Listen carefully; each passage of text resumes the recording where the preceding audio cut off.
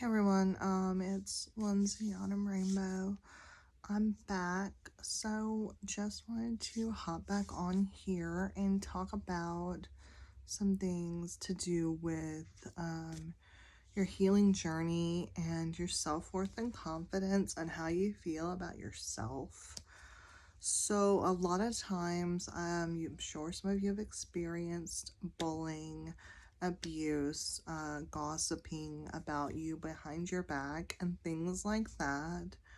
Unfortunately, that kind of thing has always been a part of my life. I've always been kind of like the weird loner, the odd one out that didn't really fit in because I'm neurodivergent and autistic and all of that. But I'm just like that weird little quiet nerdy girl. But the thing is, I want to talk about a thing I like about me and how I responded to that and how I feel like you should respond to that kind of thing is, it's hurtful. It is hurtful.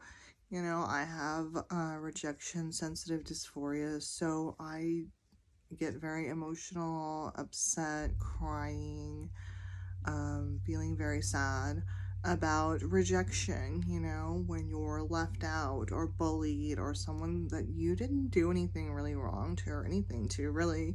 You find out they've been talking about you behind your back and saying things to other people about you, and someone that's, maybe more kinder and nicer will come and tell you sometimes, like, this person said this thing about you, and, it's hurtful. It is, because the thing is,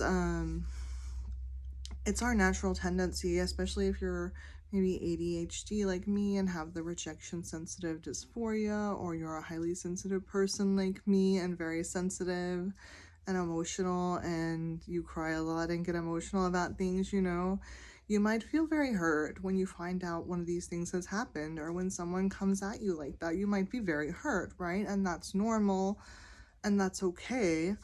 But the important thing is that we don't let that hurt determine how we see ourselves, our confidence, our self-worth. In those times, if this is really a situation where you didn't do anything to this person, you weren't the bully, you weren't the abuser, and they're just coming at you, like, know that you didn't do anything wrong. So we're in the right, we're not wrong in that case. We're doing the right thing, and it's literally kind of not our problem, not our fault, not our problem that these people are thinking this about us, or doing this thing, or saying lies about us, or believing things that aren't true, right? That's not our fault. It might be hurtful, but it's not really about us. So it's more about, something with them, because they, some reason, feel intimidated by us, or jealous, or something, insecure about themselves, that they're using that insecurity to take things out on other people. So it's not about us, it's really about them. Even though it may feel hurtful, and that's normal to feel rejected or hurt and be sad or upset about it, what we have to do is not internalize that as a flaw with us, right? So it's not our fault they're like that. It's not our fault they're doing this thing about us. It's actually something about them that they're projecting onto us. So, again, I've been in this scenario. I was an abused, bullied, excluded, abandoned by friends, family, in the school environment, growing up in jobs. Usually at about every job I have, there's some person that I find out is gossiping about me, or trying to get me in trouble about something weird and silly, or something like that.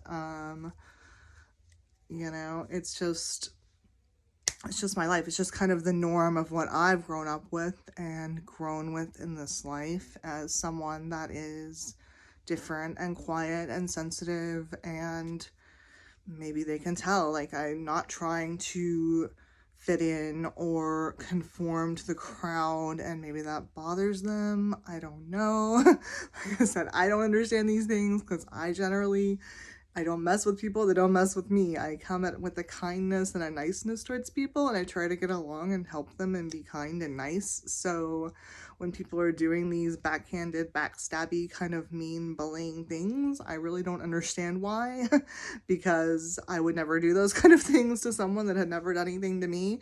But, you know, it's like we just kind of think about it's something about going on with them, and they might feel like we're a threat or intimidating or they're jealous of us or something. But again, that's not our fault, right? We didn't accomplish something or aren't celebrating something or whatever just to try to get at them. We're just living our life, you know? So when you're just out there living, as long as you're doing the right things and being a good person and trying to be kind towards people and not hurt people, it's not your fault if they're out there being like that, right? So that's kind of the mindset I've had to adapt over these 40 years, and the mindset I try to teach, because the thing is, we tend to internalize something and make it about us when it wasn't really about us, right? It was about someone else.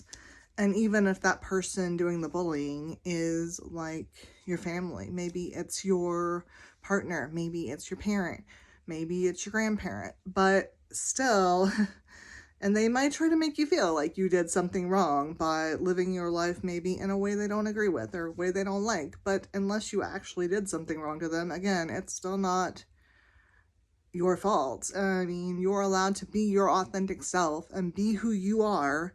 And if other people don't like that, that's really their problem, you know, because as long as you're not doing anything wrong or bad or mean, you're in the right. You're doing the right things, then you're doing the right things. And how other people perceive that or perceive us or want to be impacted by that, that's really on them, right?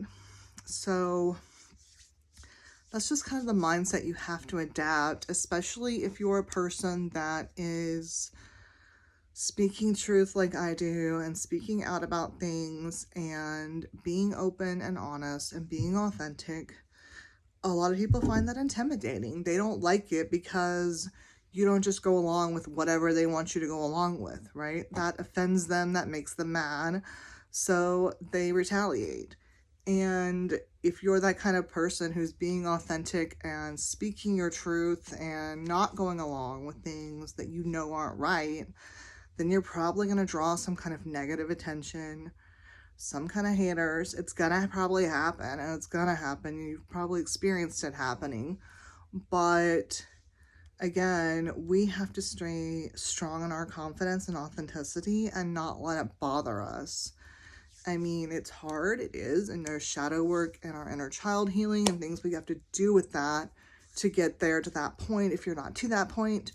But it's like so important to stay authentic to ourselves and stay true to ourselves no matter what, and not let those haters drag you down, right? We're not going to let them make us unhappy with us and our life. We're going to enjoy our life, even if someone else is talking bad about us. We're not going to worry about it. You know, it's happened to me. It's going to happen to you probably. And it's hard and I get emotional about it. But at the same time, I know that I'm doing the right things and I'm making ethical choices. And I know I can stand strong in my authentic self because I know I've done the right things. And I know I was doing the right things and I was in the right, you know? So when you're confident in yourself and your authentic self and you're standing in that, that's what's going to help you not get drugged down by those kind of things. So that's important. And that self-confidence and courage to speak your truth, it's so important. So again, reach out if you'd like to book an advising session or a divination guidance session, or looking into learning Reiki energy healing or getting an energy healing session, because these are the services I offer and they're really specifically to help with this kind of thing, like your healing and your trauma as you work through things like this We have my shadow work workshop and my healing from anxiety workshop that are both going to help in these kind of situations if these are things you've struggled with. So just reach out, follow me at Autumn Rainbow on Facebook, and if there's anything I can assist as a service, just reach out, or if you have any questions about any of that. I hope this was helpful, and I appreciate you watching, subscribing to the channel, and staying tuned for more of these healing updates that I'll be bringing in. Thanks so much, y'all.